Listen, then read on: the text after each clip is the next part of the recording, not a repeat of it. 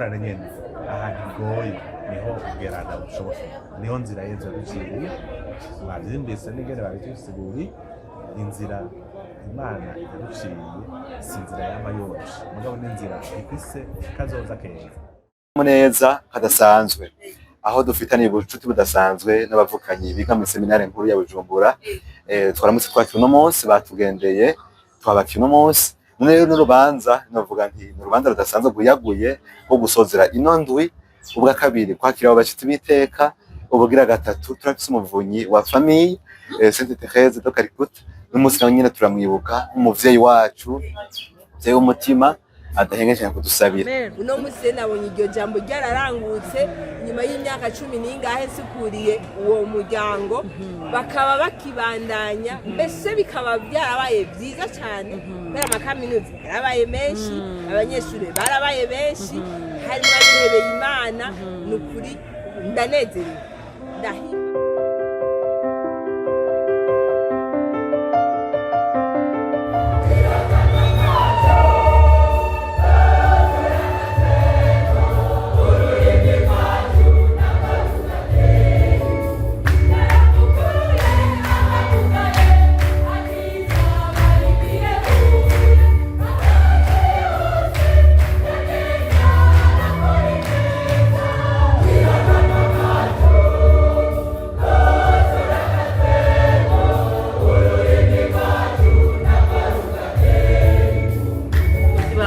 Vibes TV, iteka ryawe, iteka ryanje, iteka ryacu, ukwemera kuja ari ubuzima.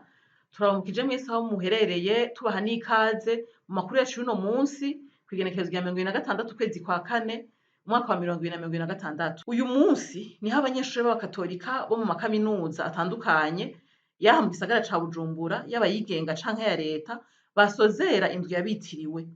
Ibirori vy'uyu munsi bikaba vyabereye kuri kaminuza y'ubuganga ariyo INSP mu mpfunyapfunya. Inyigisho yo gusozera iyo ndwi yashikirijwe na Patiri Steve Mike Niyonkuru, yarishimikiye ku ijambo ry'Imana rivuga ngo nimiwe beranda nk'uko so wo mw'ijuru ari mweranda. Yibukije abari bitavye iyo nyigisho ko umwe wese mu buzima arimwo ahamagariwe kuba mweranda. Kuba mweranda ngo si ukudacumura, ariko no kugerageza kuba mu nywanyi n'Imana mu kugendera ijambo ryayo.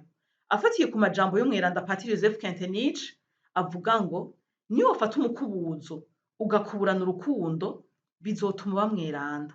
Yaciye abwira abanyeshuri abaraho ngo niyo wafata ivyigwa vyawe ukavyigana urukundo, ushaka ubuzima bwawe buhimbara Imana, aho uri mu nzira y'ubweranda. Hari umunsi uzogira uti n'umunsi simbesha, mushake mubwire ivyo mushaka vyose, no tu es ça. Hari umunsi uzosanga wumvise ufise umutima wo gusenga cyane, kwiyegereza abandi, gukunda abandi, twishobora kuba sainteté. Hari umunsi uzokumva uhamagara kurekurira naho bitoroshe, twishobora kuba sainteté. Ndasubira mu chaque fois que nous essayons c'est le pape François qui dit ça, chaque fois que nous essayons de vivre un aspect de l'évangile, nous sommes capables de la sainteté. Moi, tu vois. Ça veut dire que la sainteté est possible au quotidien. Père Joseph Kentenich, agira ati la sainteté dans le quotidien, dans les aspects ambitieux. Ni wafata umukubuzo. Abatakoze Père Joseph Kentenich niwe yafunze abashonstati. Ngo ni wafata umukubuzo ukawukurana urukundo bisorasa.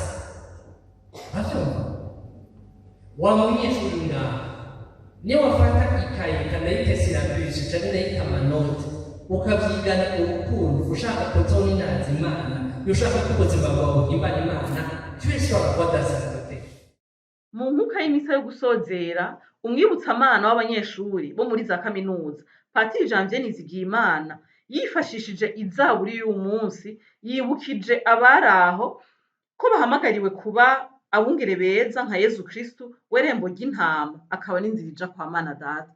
Yibukije kandi ko gukurikira Yezu Kristu bitama vyoroshe, harimwo ububabare n'urupfu nk'uko igisomwa ca kabiri cabitwibukije, ariko aho Yezu ashaka kudushikana ni mu kanyamuneza kizuka.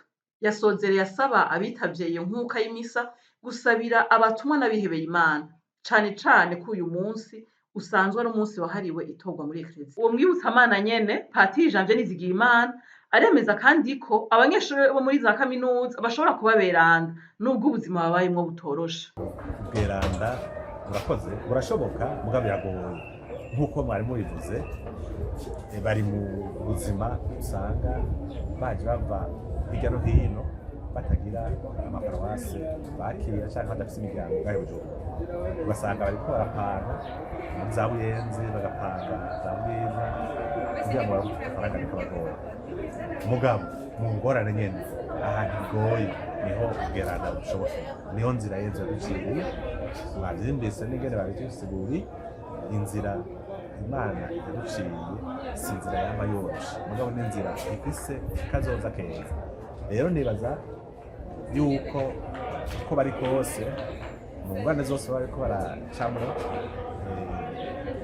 ubweranda naho nyene bizobonekera ingene babijera neza. Uwuserukira umuryango w'abanyeshuri katolika wo muri za kaminuza Trésor Arakaza asanzwe yiga muri kaminuza yitiriwe ibiyaga binini Campus Ngagara yatumenyesheje impamvu uyu munsi udasanzwe. N'akanyamuneza kadasanzwe aho dufitaniye ubucuti budasanzwe n'abavukanyi biga mu seminari nkuru ya Bujumbura. Twaramutse twakira uno munsi, batugendeye twabakiye uno munsi. None rero n'urubanza novuga nti n'urubanza rudasanzwe rwiyaguye rwo gusozera ino ndwi. Ubwa kabiri kwakira abashitsi biteka, ubugira gatatu turafise umuvunyi wa famille Sainte Thérèse de Calcutta. N'umunsi nawe nyene turamwibuka umuvyeyi wacu, umuvyeyi w'umutima adahengesha kudusabira.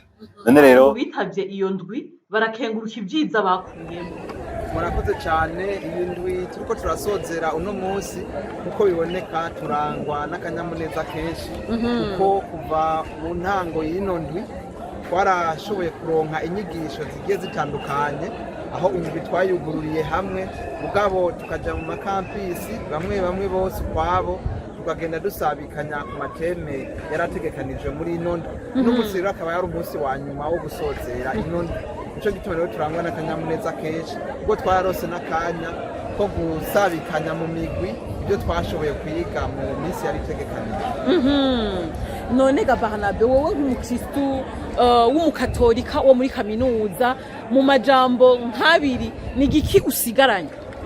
Jewe ico nsigaranye muri ino ndwi, narashoboye kwiga aho bari baduteguriye inyigisho itubwira iti umugenzwe n'ukwemera, mugendere mu kwemera ntimugendere ku byo mubona. Narashoboye kwiga cyane rwose ufatiye ko iyo ufise ukwemera ibyo ubona ntibishobora kuguhungabanya, mugabo uvuze ko ukwemera kwawe gushingira ku byo ubona, ukwemera kwawe kurashobora guhungabana kuko ibyo ubona hari igihe bitandukana n'ibyo wari witeze canke n'ibyo wari wizeye. Mugabo mu gihe ugendera mu kwemera wama wizigiye ko Imana itakwihendako, kandi ku mwanya n'umwanya yiteguye kukugirira neza mu kurangura umugambi wayo. None ga Barnabe, ni igiki wohamagarira abanyeshuri bose b'abakatolika bo muri za kaminuza, baba baje muri abakurikiranye ibyabereye muri iyi ndwi canke batabikurikiranye? Ico nohamagarira abandi bakristu b'abavukanyi bari muri za kaminuza, ubwa mbere ko nobahamagarira kwitabira izi nyigisho kugira ngo twame turangwa n'ubumwe, nk'uko muri ino ndwi bisa nkaho twagiye turagaruka ku kintu c'ubumwe bukomoka kuri mutima mweranda, mu gihe aba ariko araduhamagarira ubweranda. Rero nubahamagarira kwitaba izi nyigisho kuko biraboneka ko atari benshi rwose bazitaba, nubwo ari benshi mugabo si benshi ugereranije n'abakristu tuba tuzi baba ari mu bigo bitandukanye ndetse amakaminuza ari ngaha mu gisagara ca Bujumbura. Indwi yarabaye indwi nyeranda koko, nk'uko ari nyeranda kuko twagiye turaronka inyigisho nkomeza kwemera.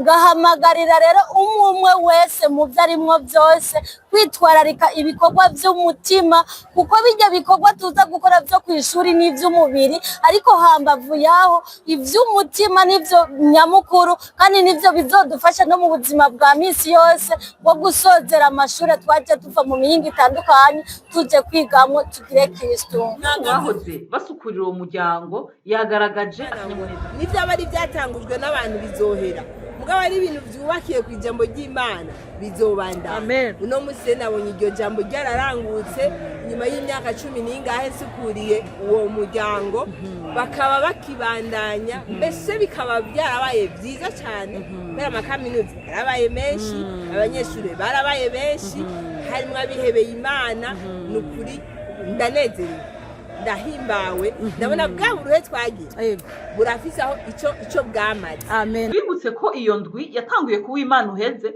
igenekerezo rya 19 ukwezi kwa kane mu 2026 kucivuga kivuga ngo tumurikiwe na mutima mweranda tugana ubweranda niturangwe n'ubumwe n'urukundo. Iyo ndwi ikaba yari ihimbaje ku nshuro ya 22. Ivyo birori bikaba byari byatewe iteka n'abasaserdoti abihebeye Imana abarezi hamwe n'abafatiri bo mu seminari nkuru y'Ibujumbura yitiriwe umweranda Cure d'Ars. Abanyeshuri bari bitavye ivyo birori bagiye imbere n'abari mu mihari n'imigwi bakaba bari mu kanyamuneza kenshi nk'uko muvyibonera.